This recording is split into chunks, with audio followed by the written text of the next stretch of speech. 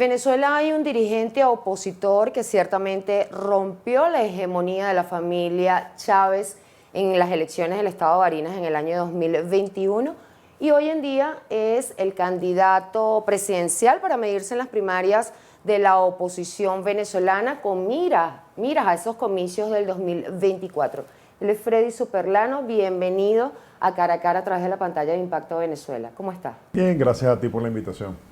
Usted además es coordinador nacional del partido Voluntad Popular y hoy en día, digamos que es quien asume el liderazgo del partido en vista que Juan Guaidó, otro miembro de la Tolda Naranja, se va al exilio. Sí, bueno, esa ha sido parte de nuestra historia en los últimos años, desde el momento en que Leopoldo López va preso en el 2014 hasta la fecha. Toda nuestra dirigencia nacional ha sido de alguna u otra manera obligada o estar tras las rejas o en el exilio. De hecho, uno de nuestros últimos dirigentes al frente de la dirección política del partido, ¿no? Roland Carreño, se encuentra todavía en este momento tras las rejas después de 2 años, conocido comunicador como tú bien lo conoces. Y bueno, esa realidad que hoy en día para nosotros se ha convertido prácticamente en algo normal, parece cosas que uno diga como estas cosas te generan cierto ruido, ¿no? En un país como el que tenemos en la actualidad, pero por supuesto, ¿no? Asumimos desde el año pasado, en julio del año pasado, del 2022, después de unas elecciones internas que hicimos, y de ese momento nos hemos asumido la conducción del partido acá en tierra. Nuestro coordinador nacional sigue siendo Leopoldo López, pero bueno, está en este momento, pues como tú bien lo sabes, en el exilio. Barinas es un estado clave de Venezuela, sí. Esa es su bandera en este momento para querer medirse en unas primarias y bueno, ir a unas presidenciales si le correspondiera. Pero Barinas no es Venezuela y es un trabajo de hormiga que hay que hacer a nivel nacional para lograr que los venezolanos puedan aceptar su candidatura, simpatizar con usted, digamos. ¿Cómo está manejando esa situación? Porque sí, derrotaron al chavismo en el estado de Barinas y eso fue una sorpresa para todo un país, pero eso también forma parte de un mensaje que le enviaron a la administración de Maduro, a todo el chavismo que sigue gobernando. Pero eso no significa que pueda lograr una victoria en las presidenciales con un mismo sistema electoral, con la misma gente que gobierna y con un partido que ha sido perseguido durante muchos años y la mayoría de sus líderes están en el exilio. Sí, no, el mismo contexto en el que tú describes lo de Barinas también te da un elemento fundamental para apalancar el porqué de nuestra candidatura.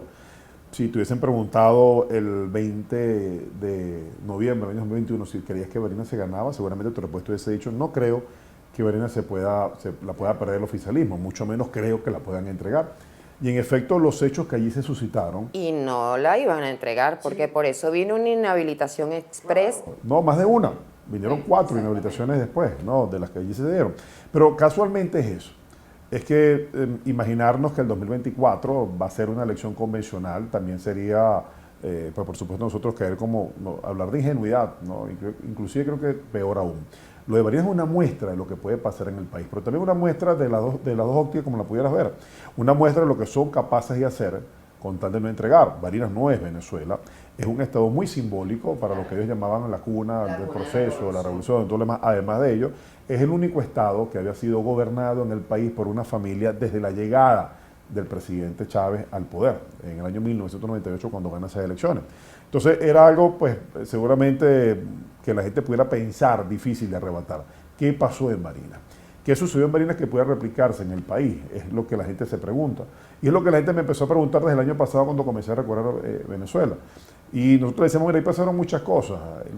La gente cree que hay cosas que se decretan. El tema de la unidad no se decretó en el año 21. El tema de la unidad es algo que venimos trabajando nosotros con nuestros errores, aciertos y desaciertos. Desde hace 20 años, por cierto. Sí, por cierto, hace 20 años. En mi caso particular, yo he dedicado a la política regional, como tú bien lo sabes, ¿no? Que emerjo pues, en la palestra nacional después que le gané unas elecciones también a un Chávez en el año 2015.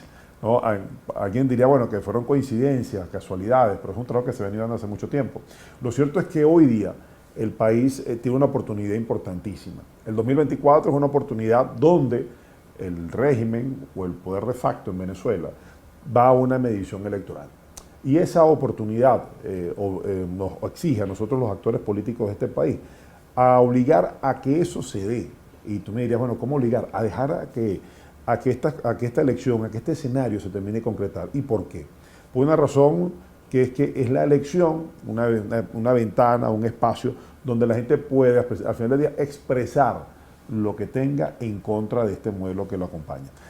Para eso tienes que llegar también preparado, para eso tienes que hacer cosas mínimas. Si tú me dices que se puede ganar, te diría que sí. Si tú me dices que se puede ganar solamente haciendo las primarias, te diría que no.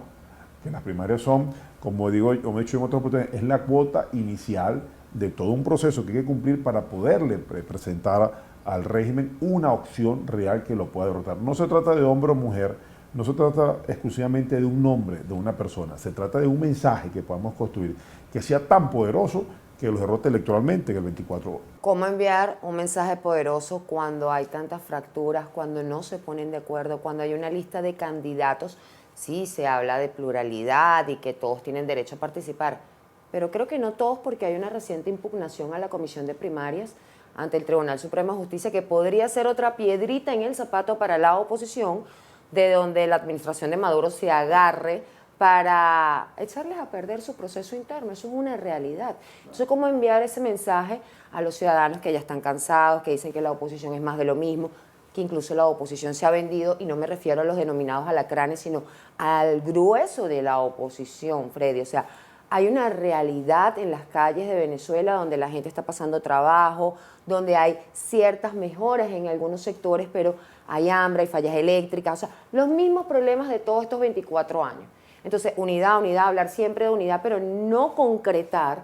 Y ahora todos van de gira, yo quiero ser presidente, vamos a medirnos, pero a la hora de la chiquita hay divisiones que los llevan a que los venezolanos digan, ¿hasta cuándo? ¿Cómo incentivar a la gente a votar? ¿Cómo hacer que la gente crea en la oposición?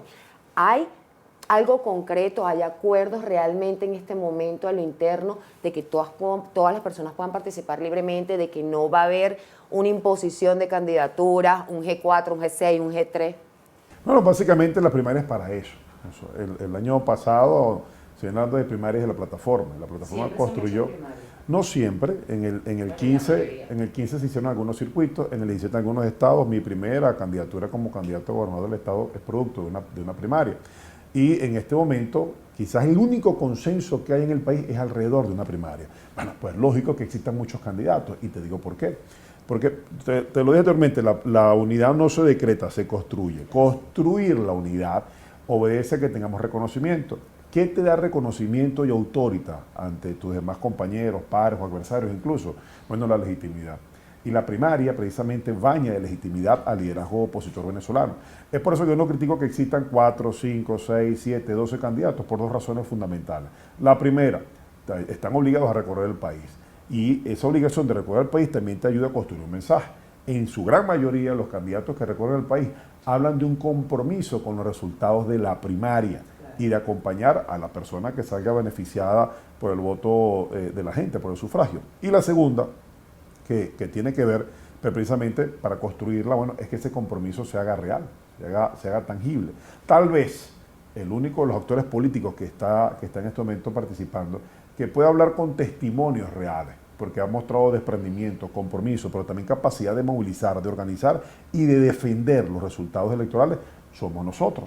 Pero seguramente todos han expresado en cada una de sus giras el compromiso que hay posterior a los resultados. Y contra el ataque de las primarias, yo creo que hay que reconocer que es precisamente el talón de Aquiles del régimen. Por eso las van a atacar. Nosotros tenemos que estar preparados para distintos escenarios, para los distintos ataques que han de venir seguramente. Tenemos que estar, o ya están trabajando en eso, porque las primarias son ya. No, yo creo que eso es un trabajo en el que nosotros trabajamos de manera frecuente y con cierta periodicidad, ¿no? En las reuniones que se hacen en la plataforma y todo aquello. Creo que todo aquel que está en esto, que ha pasado por distintas vicisitudes, la gran mayoría de los candidatos, pues por supuesto que tenemos que estar conscientes del reto que enfrentamos. Ahora bien, esperar seguramente a que algunos hechos que están dentro de la planificación de las primarias empiezan a generar percepciones de entendimiento, de acercamiento y de compromiso unitario, pues vendrán.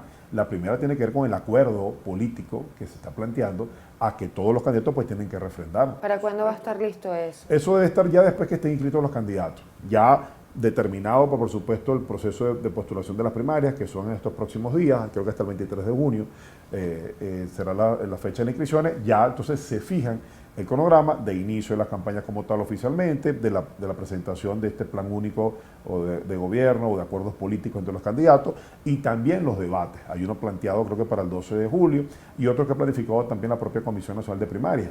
Estos son espacios también de reencuentro también entre los candidatos que además de colocarnos frente al país, no solamente desde el punto de vista de propuestas, también la percepción esa que tanto te preocupa a ti como todos los venezolanos, a nosotros también, de generar la percepción unitaria, pero sobre todo que sea real, ¿no? Que sea tangible y que pueda evidenciarse al final del día en la percepción de la gente. ¿Cuál es la propuesta de Freddy Superlano, no solamente para todo un país, sino también a nivel político para que esto sea diferente?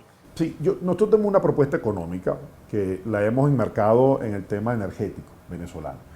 No hay un apalancamiento más rápido, inmediato que puedas tener que no sea el petróleo, ¿verdad? Y el petróleo, bueno, va a dinamizar seguramente pues toda la economía venezolana o un gran sector, por lo menos el petróleo, y lo que tiene que ver pues con las actividades conexas que se dan alrededor de él. Ahora bien, esto ameritaría, pues, por supuesto, el cambio político del país.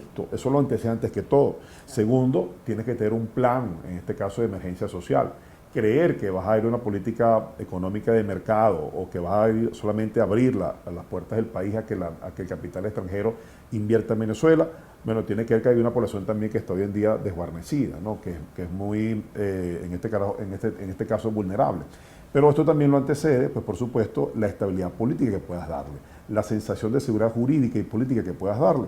Y pues por supuesto, alrededor de ello nosotros diversificar la economía venezolana, porque tenemos un margen de tiempo escasamente 2, 3 décadas a lo sumo, como máximo, para explotar en su máxima capacidad el petróleo venezolano. Las responsabilidades, disculpa que te interrumpa en este punto, las responsabilidades ciertamente son individuales, pero también hay acusaciones y algo de lo que se ha agarrado la administración de Maduro para señalar a Juan Guaidó, del dinero, del llamado interinato, de todo lo que ha ocurrido, y el venezolano obviamente, esa es la estrategia que siempre se ha planteado aquí, sembrar cizaña. Hay personas que ya, bueno, se dan cuenta también cuando se cometen errores, porque también se cometieron. Freddy Superlano se desliga de esa situación, avanza con el partido, con su militancia, en los propósitos que tienen con esta candidatura, y cómo manejan también esa propuesta que es económica, es un marco económico y que el gobierno puede atacar por allí también. No, el gobierno va a atacar todo lo que tenga que ver con el cambio político del país. El gobierno va a atacar todo aquello que se pueda traducir en desarrollo, ¿no? En progresividad, pues, por supuesto, de nuestros derechos. Efectivamente, nuestra política está enmarcada en el tema energético, como te lo dije también, pero todo esto lo va a anteceder siempre el tema político.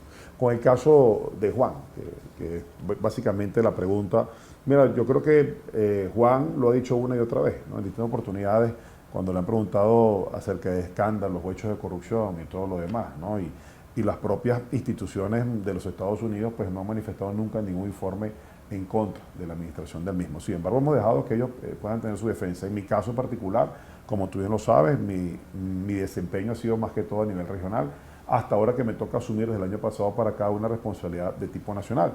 Y he estado comprometido, por supuesto, siempre con el cambio político del país. Tengo muy poco que ver en estas acciones, más sin embargo, responsablemente hemos manifestado siempre que todo aquel que tenga algún tipo de responsabilidad, que tenga que darle respuesta a los entes competentes. ¿Qué pasa con esas inhabilitaciones? No es cuestión de darle fuerza o no, pero es un hecho, es una realidad. Si usted está inhabilitado, si hay varios candidatos que van a primarias que están inhabilitados, ¿cómo la gente sabe? La gente entiende estos procesos políticos. Entonces dirá, bueno, yo voy, participo en las primarias con o sin CNE, porque ese también el debate está sobre la mesa. Usted dice que con cualquiera de los dos se va a medir igual, chévere. Pero, ¿cómo avanzar si usted llega y gana o resulta electo en la primaria y usted está inhabilitado y el gobierno viene y sigue? De la misma manera que pasaría si inhabilitan a quien gane la elección y esté habilitado. Es verdad. Como hicimos la oposición está preparada para eso. Nosotros en Barinas, claro que sí. Yo veo... ¿O hay negociaciones? No, hay un proceso de negociación también que tú sabes que está prácticamente en este momento como dormido, que es México, que se presume que pudiera reactivarse en el mes de junio, julio, y que ojalá al final del día pues esto tenga un desenlace beneficioso para el país, sobre todo para la crisis política que tenemos los venezolanos. Bueno, y las inhabilitaciones no sean parte del menú del día que tenga el régimen de aquí al 2024. Hoy en día en este país no hay ningún actor político que sea inhabilitable. Todos son personas que se pueden inhabilitar. Te lo puedo decir por el caso de mi esposa, por ejemplo, que sin ser funcionaria pública, dirigente político como tal, fue inhabilitada. Entonces, de esta experiencia, ¿a qué te lleva? A una razón fundamental. Visualizar la primaria como un proceso de legitimación del liderazgo venezolano para tomar decisiones de cara a 2024. Sí, bueno, la primera condición que tenemos nosotros que tener ante los distintos países y aquellos actores que están tratando de influenciar en una elección medianamente transparente en Venezuela es que el que gane las primarias esté habilitado, pues habilitar a muchos de los actores políticos que están en este momento participando en la misma, pero es entender que esa posibilidad se nos puede presentar e incluso aún mayores, ¿no? No solamente que aquel que no esté inhabilitado lo puedan inhabilitar, ¿no? Porque sea una amenaza para el régimen. Antes que eso tenemos que conseguir un acuerdo. Hoy recorremos nosotros el camino de Nicaragua, el mismo modelo, no hay nada distinto y se puede evidenciar con el modus operandi con que han venido trabajando en los últimos años. Aún con todas y esas circunstancias, nosotros tenemos la obligación de presentar una opción a los venezolanos de cara a la elección del 2024 y derrotar electoralmente a Nicolás Maduro. Para finalizar, ¿cómo está la relación interna de todos los partidos en vista que se ha visto bastante fracturada en este momento, la verdad? Y la relación, ¿cómo ve a la administración de Nicolás Maduro? Porque ellos están haciendo jugadas estratégicas en todo marco de una lucha contra la corrupción, que se vienen a dar cuenta 24 años después de todas muchas denuncias que se han dado de años anteriores, pero ciertamente ellos se están moviendo, porque ellos van a continuar o quieren continuar en el poder, y para mantenerse tienen que dar demostraciones, cosas que debe hacer la oposición también, demostrarle a la ciudadanía que hay un cambio real interno, de adentro hacia afuera, para que la gente pueda venir. ¿Cómo están esos dos? Usted que está interno y que usted sabe cómo se mueve la política, tanto del gobierno como de la misma oposición. Responder con la interna. En el caso de los factores democráticos, hay un entendimiento siempre más allá de las diferencias que existen. La plataforma se convierte al final del día en un punto de encuentro y donde hay grandes discusiones. O sea, decir nosotros que estamos siempre unificados en el mismo criterio sería ser hipócrita al respecto. Que siempre una discusión y un debate, bueno, es lo más natural que existe en una democracia. Bueno, no una democracia, no, que no la tenemos en Venezuela. Que existen partidos que creen en la democracia y que creen, pues, por supuesto, en las visiones de distintos puntos de vista en cuanto a un tema. En el caso del poder fáctico en Venezuela, del régimen o dictadura, como lo queramos llamar, pues tiene una metodología pues mucho más distinta. Ahí el disenso puede castigarse con la cárcel, ahí el disenso puede castigarse con la persecución, ¿no?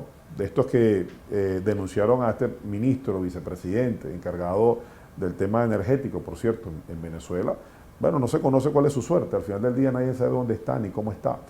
¿Cómo puedes creer tú en una investigación como esta si quien lo denuncia es el gobierno, quien lo investiga es el gobierno, quien lo sentencia es el gobierno y quienes se roban los reales son del gobierno?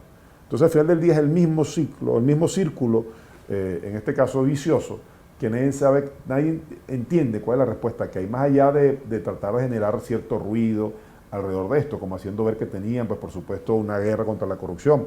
Ahí en ese momento se les cayó la mentira de que el problema de la economía venezolana era un tema de las sanciones, cuando realmente tiene que ver con un tema del saqueo sistemático que se ha dado todos estos años. Así que ellos tienen una manera más rigurosa de tener control, ¿no?, sobre aquella disidencia. Existe como tal. Uno que tiene la oportunidad de conversar con distintos actores que forman parte del oficialismo, porque por algunas vías te llegan y te comentan cosas, ¿no? Pues existe como tal, existe el temor recurrente de que vayan tras de ellos. Y pues por supuesto existe también la necesidad en muchos de esos cuadros políticos medios dentro del partido oficialista de que existe un cambio en el país, porque saben que el país que tenemos no le sirve a nadie y que continuar con Nicolás Maduro en el ejercicio del poder es más nefasto para Venezuela. Freddy Superlano y Voluntad Popular aprendieron la lección de sus errores. Yo creo que sí, yo creo en el propósito de enmienda. Yo creo que no basta con reconocer los errores. Los errores, bueno, si tú los reconoces, bueno, cometí un error, ok, pero ¿qué estás dispuesto a hacer para enmendarlo? Y es lo que nosotros hemos estado haciendo todo este tiempo, en una profunda análisis, discusión y reflexión dentro del partido. Ahora en este proceso de elecciones primarias, pues toda la dirigencia nacional, pero sobre todo los liderazgos regionales, los liderazgos medios, locales, están... ¿Tienen oportunidad esta vez sus liderazgos de base? Sí, yo creo que nuestros liderazgos de base han aprendido mucho todo este tiempo, son 12 años de una persecución sistemática, pero donde también han aprendido a organizarse. Nosotros somos claro ejemplo de que las cosas se pueden hacer, de que creemos que la motivación, podemos pasar a la organización, a la movilización y a la defensa del voto.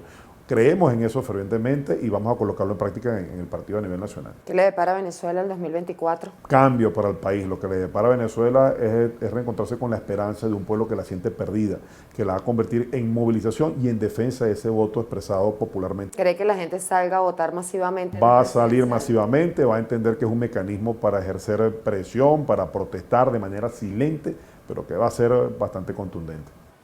Freddy, muchísimas gracias por aceptar la invitación. A toda mi audiencia también, muchísimas gracias por acompañarme cada domingo en este su espacio sin censura, cara a cara.